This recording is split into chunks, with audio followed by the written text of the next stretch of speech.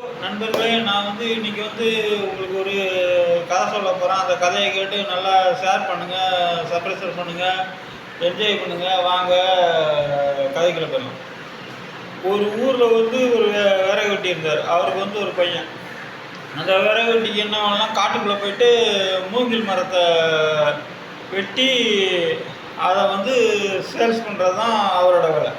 அவர் அப்படி ஒரு நாள் போகும்போது ஒரு நாள் விறகு அதான் அந்த விறகு வெட்டியோட பையனுக்கு ஸ்கூல் லீவ் விட்டாங்க.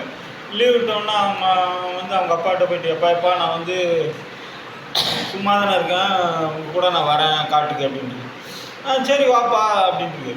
சரின்னு அவரும் கூப்பிட்டு போகும்போது போயிட்டே இருக்கும். எப்பா அங்கே பாருங்கப்பா மரத்தில் காக்கா, அது எப்படிப்பா நல்லா அப்படி அவ்வளோ சூப்பராக கூடு கட்டியிருக்கு அப்படின்ட்டு.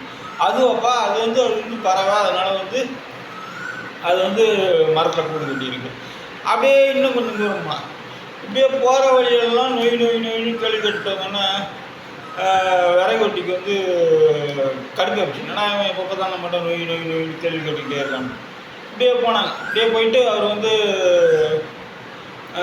மரம் வெட்ட ஆரம்பித்தார். இன்றைக்கி நான் மூங்கில் மரத்தை உனக்கு வெட்டி போடுவேன், நீ அதை எடுத்து அந்த பக்கம் அடிக்க வச்சிடணும் அப்படின்ட்டு. சரிப்பான்ட்டு. உடனே அவர் மரம் வெட்டிகிட்டு இருக்கும்போது அந்த விறகு வெட்டி பையன் திருப்பி அவர்கிட்ட கேள்விட்டான், எப்போ இந்த மாதிரி இந்த காட்டார் எங்கேப்பா போகுது அப்படின்ட்டு இருக்கான். உடனே விறகு வெட்டிக்கு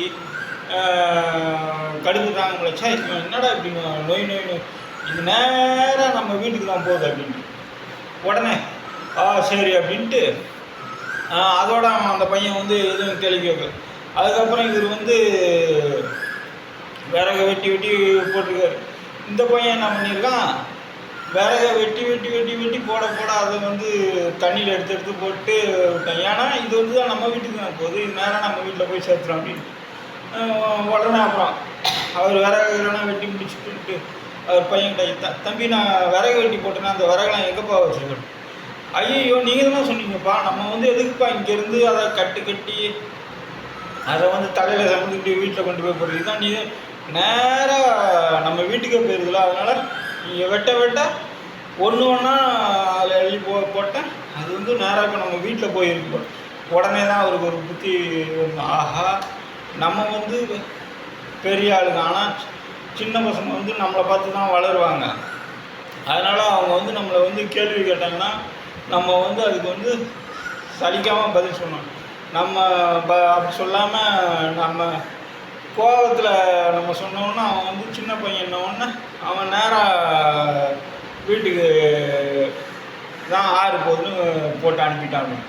உடனே அவர் நின்றுட்டார். இதுலேருந்து என்ன தெரியுது, சின்ன பசங்க நம்மக்கிட்ட என்ன கேட்டாலும் அதுக்கு கரெக்டாக பதில் சொன்னால் நல்லது, எந்த விதமும் பிரச்சனை இல்லை. இதுதான் இந்த கதையோட அர்த்தம். என்றைக்குமே சின்னவங்க கேள்வி கேட்டால் அவங்களுக்கு நம்ம பெரியவங்க நல்ல அறிவுரை சொல்லணும். இதுதான் இந்த கதையோட அர்த்தம். நன்றி, வணக்கம்.